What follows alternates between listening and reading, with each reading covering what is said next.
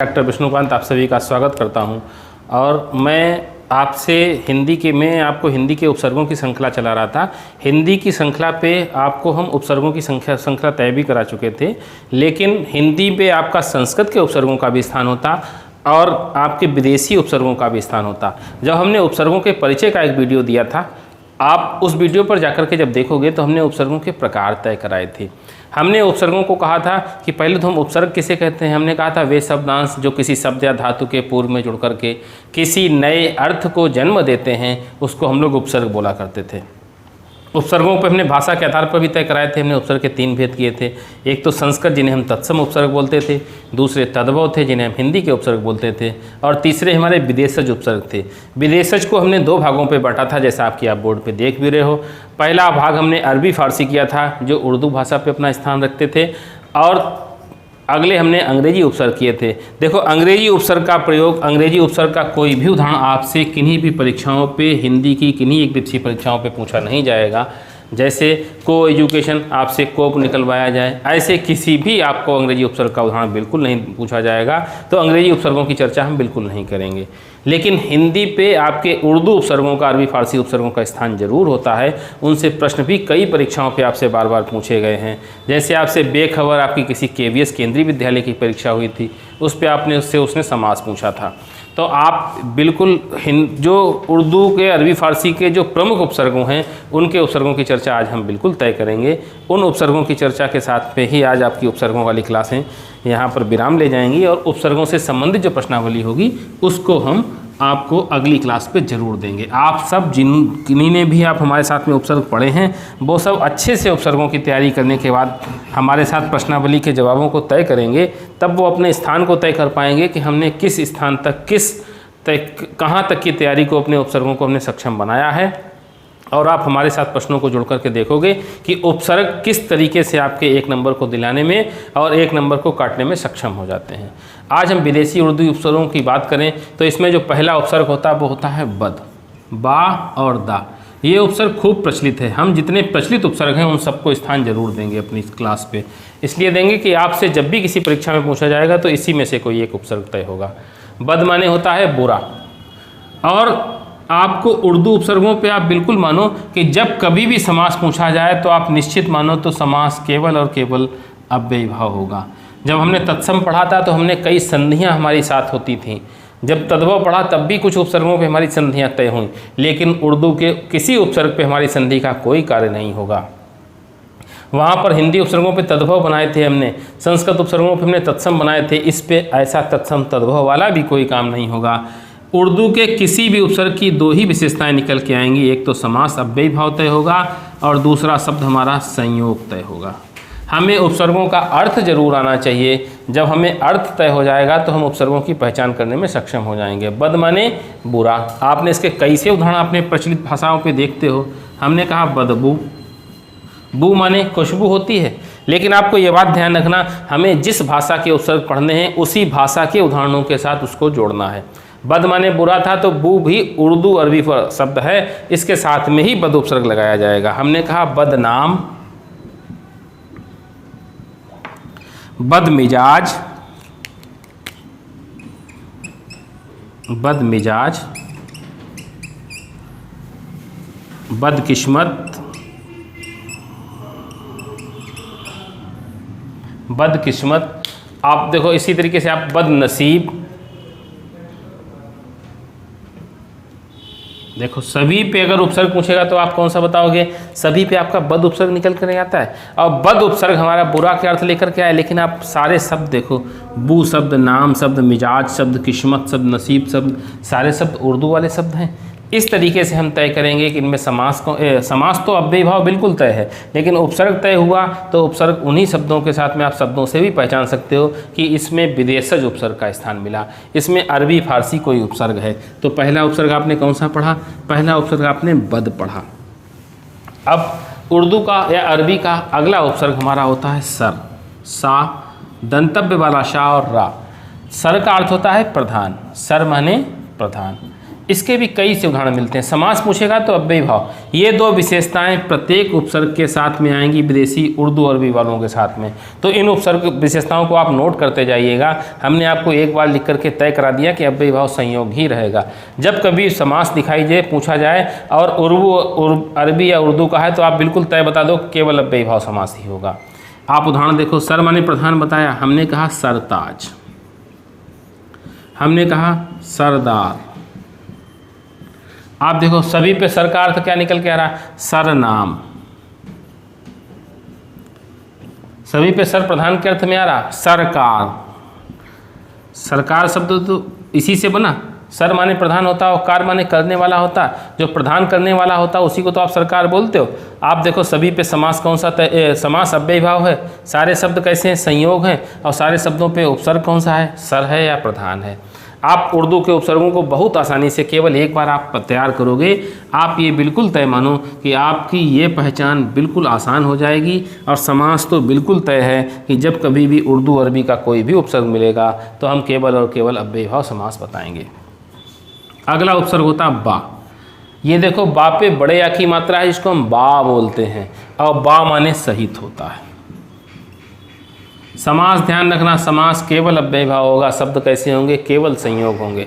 आप इसको भी बिल्कुल, आप जब भी कोई उपसर्ग बा मिलेगा तो आप समास अव्ययी भाव बता देना। और शब्द अगर पूछे कोटि कैसी है, संयोग लिखा है विकल्प पे, तो आप संयोग वाला तय करोगे। जैसे हमने कहा बा इज्जत, बा इज्जत माने इज्जत के साथ में। बा कायदा,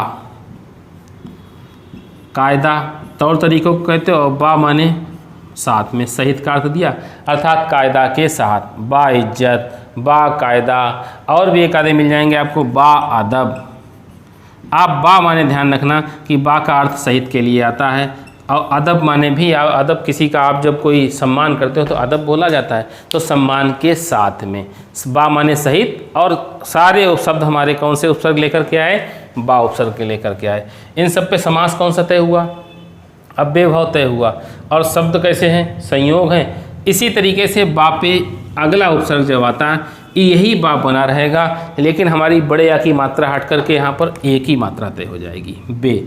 और बे माने अब बिल्कुल अर्थ बदल गया। बे माने रहित का अर्थ हो गया, बे माने अभाव का अर्थ हो गया। बे रहित या अभाव का अर्थ लेकर के आया। वही उदाहरणों को आप हमने यहाँ पर कर दिया। पहले वहाँ बा इज्जत किया था, अब हमने यहाँ बे इज्जत कर दिया, हमने बे अदब कर दिया। वहाँ पर हमने यहाँ पर बेखबर, ये शब्द देखो आपसे पूछा भी जा चुका KVS की परीक्षा पे। बेखबर, बेघर, इसके कई उदाहरण आपको मिलेंगे। बेहया, हया माने भी शर्म होती है, हया माने भी लज्जा होती है। बेवजह,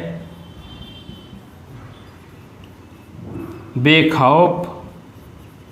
देखो सभी पे बिल्कुल तय है कि उपसर्ग हमारा कौन सा है, बे उपसर्ग है। वहाँ पर बा था तो सहित का अर्थ आया, यहाँ पर बे है तो रहित का अर्थ आ रहा है। समास पूछेगा तो कौन सा बताओगे, अव्ययी भाव। शब्दों के प्रकार पूछेगा तो कौन से हैं, संयोग। और अगर आपसे बे उपसर्ग का अर्थ पूछेगा तो क्या बताओगे, बे उपसर्ग का होता है अर्थ रहित। आप देखो कितनी आसानी से आप उर्दू अरबी उपसर्गों को तय कर पा रहे हो। बे के बाद में एक और अगला उपसर्ग आता है। समास बिल्कुल तय है कि उर्दू अरबी का कोई भी समास आप पूछेगा तो आप समास तो आँख मीच के अव्ययी भाव बिल्कुल तय करते रहिए, लेकिन उपसर्ग बदलते रहिए। हर माने होता है प्रत्येक। हर का अर्थ क्या है, हर माने प्रत्येक। आप देखो हर हाल, हर एक, हर दम, सभी पे आप देखो हर का अर्थ हर वक्त, हर बार, सभी पे आपको वही उपसर्ग हर तय हो रहा। और हर माने प्रत्येक। इन सारे शब्दों पे समास पूछेगा तो कौन सा है, अव्ययी भाव है। सारे शब्द कैसे हैं हमारे, सारे शब्द संयोग हुए। और सारे शब्दों में उपसर्ग कौन सा है, हर उपसर्ग है। आपसे पूछे हर उपसर्ग का अर्थ क्या होता, तो हर उपसर्ग का अर्थ होता है प्रत्येक। एक और आपको बहुत अच्छा सा उपसर्ग उर्दू पे मिलता है जिसे हम लोग दर बोलते हैं। दा लिखते हैं और रा लिखते हैं। दर, दर का अर्थ में होता है। किसी में जब कोई चीज़ छिपी होती है तो वो में का अर्थ लेके आती है। और ये में पे पर जब कारक पढ़े थे आपने तो में पे पर को आपने अधिकरण पे जोड़ा था, वही दर है। दर माने में। जैसे इस पे कहा जाता है दर असल, ये लोग कहते हैं दर असल, हमें बिल्कुल सही है, दर असल बोलना चाहिए, दर असल नहीं बोलना चाहिए। हमने कहा दरवार, दर हकीकत। देखो सभी पे आपको दर उपसर्ग तय हो रहा। दरमियान, आप जब दरमियान भी एक शब्द इससे बनेगा। ये सारे शब्दों पे अगर आपसे उपसर्ग पूछेगा तो कौन सा बताओगे आप? दर बताओगे। दर उपसर्ग का अर्थ पूछेगा तो कौन सा बताओगे? में बताओगे। समास पूछेगा तो कौन सा बताओगे? अव्ययी भाव। और शब्द को प्रकार पूछेगा तो कौन सा बताओगे? सारे शब्द हमारे संयोग हैं। एक अगला उपसर्ग, ये भी उपसर्ग खूब प्रयोग होता है हमारा, और हमारी जो कचहरी सरकारी भाषा प्रयोग होती उसमें ये प्रयोग जरूर होता है। जैसे गैर, गैर माने रहित, गैर माने अभाव या गैर माने रहित। जैसे इसके कई उदाहरण। समास तो अव्ययी भाव बिल्कुल तय है, शब्द पूछेगा तो संयोग बिल्कुल तय है। हमने कहा गैर वाजिब। गैर वाजिब किसे कहते हो? जो कार्य उपयुक्त नहीं होता, वो उपयुक्त ना होने पर जब हम बोलते हैं तो कहते हैं गैर वाजिब। गैर हाजिर, गैर कानूनी। आप देखो सभी पे गैर का अर्थ निकल के आ रहा। गैर जिम्मेदार, गैर जिम्मेदाराना हरकत, ऐसे बोला जाता है। तो जो गैर का अर्थ आएगा तो गैर किस अर्थ में आएगा? रहित अर्थ में आएगा। उपसर्ग निकालना इनका बहुत आसान है, इसलिए चूंकि इन पर कोई संधि का कार्य नहीं हो रहा, सारे शब्द हमारे संयोग के तय हो रहे। ये बातें, दो विशेषताएं हमने पहले तय करा दी। ये दो विशेषताएं प्रत्येक अरबी फारसी उपसर्गों के साथ तय होंगी। ये बात आप मन में बना लो। आप उपसर्गों से बनने वाला यदि समास पूछेगा तो आसानी से तय करने में सक्षम हो जाओगे। लेकिन फिर भी हमें प्रत्येक उपसर्ग का अर्थ तो आना चाहिए। जो प्रचलित उपसर्ग हैं उनके अर्थ आने चाहिए। तो हम अर्थों के साथ इनके उदाहरणों को भी तय करा रहे हैं। लेकिन उदाहरणों पे आप ध्यान रखना कि जिन भाषाओं के उपसर्गों को हम पढ़ेंगे, हमें उन्हीं भाषा के शब्दों के उदाहरणों को ही उस पर तय कराना है। हमने एक गैर वाला पढ़ लिया। एक कम उपसर्ग होता है। कम, और कम माने अल्प होता है, जिसे आप थोड़ा कहते हो। कम माने अल्प या थोड़ा। समास तो अव्ययी भाव तय है और शब्द हमारे संयोग बिल्कुल तय हैं। इसके कई से उदाहरण आपको मिलेंगे। कहा जाता है कम वक्त, कम अक्ल, कम शिन, कम उम्र।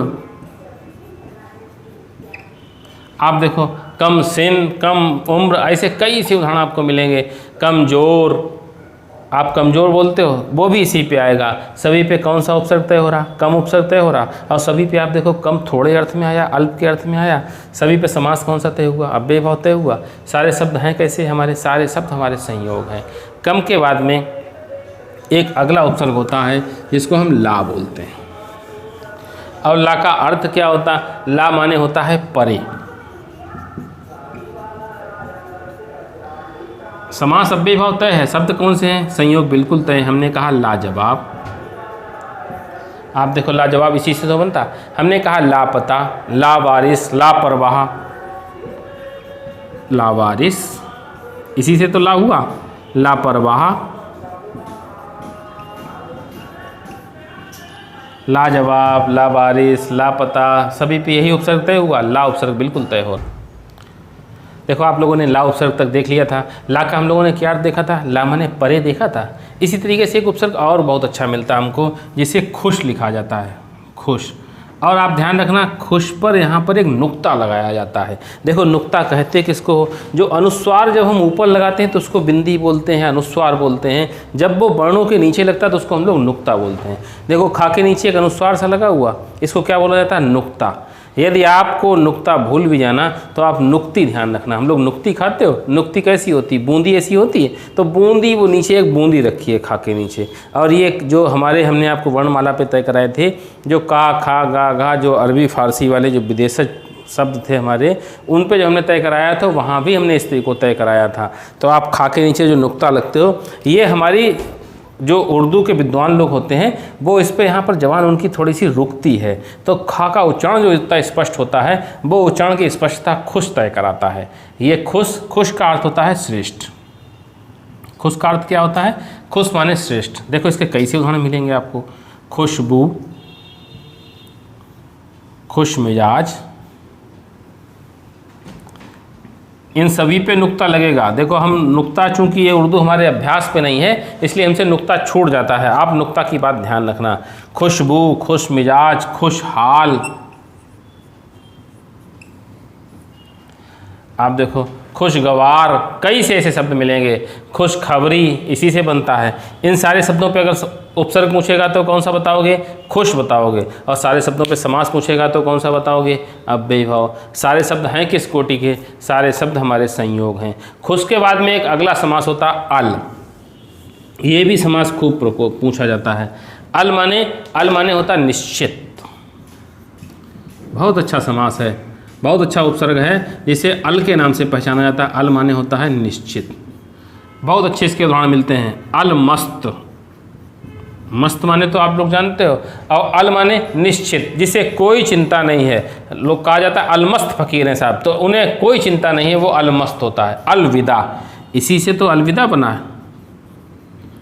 विदा आप लोग जानते हो, विदा माने किसी को भेजना कहा जाता है। अल माने जब निश्चित भेजा जाता है। एक आपने बहुत अच्छा गाना भी अलविदा वाला सुना होगा, और नहीं सुना तो आप उसको आप यूट्यूब पे डाल के देखना। अल वहाँ पर उपसर्ग कार्य करेगा। अलविदा, जो निश्चित रूप से चली गई उसी को तो अलविदा बोला जाता है। ये अलविदा है। और इसके बाद में एक अलबेला बोला जाता है। बेला माने आप लोग जानते हो समय को कहा जाता है। अल माने निश्चित, कोई समय निश्चित है और जिसमें कोई खुशी मिलता है, खुशी मिलने को होती है, ऐसा कोई निश्चित समय आता है तो उसको हम अलबेला बोलते हैं। आप देखो सभी पे कौन सा उपसर्ग तय हुआ? अल उपसर्ग तय हुआ। सभी पे समास कौन सा तय हुआ? अव्ययी भाव। ये तो आप अरबी फारसी के उपसर्गों की पहचान मान लो कि इन पे जब कभी भी समास पूछेगा तो आप अव्ययी भाव बताओगे, जब कभी भी शब्दों का प्रकार पूछेगा तो संयोग बताओगे। अल का अर्थ पूछेगा तो आपको ध्यान रखना अल माने निश्चित होता है, और अल ऐसे आपको कोई शब्द मिलेंगे उन पे आपको अल उपसर्ग तय कराना होगा।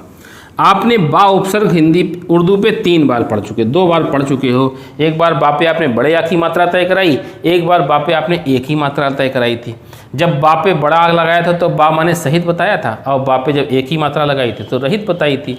यहाँ पर हमारी कोई मात्रा नहीं लगेगी, केवल अकेला बा उपसर्ग है, और बा माने भी सहित होता है। अब आप देखो इसके भी आपको कई से उदाहरण मिलेंगे। समास पूछेगा तो अव्ययी भाव ही तय होगा, शब्द पूछेगा तो संयोग ही तय होगा। ये देखो बदौलत, इसी शब्द से तो बना, इसी उपसर्ग से तो मिलकर बना।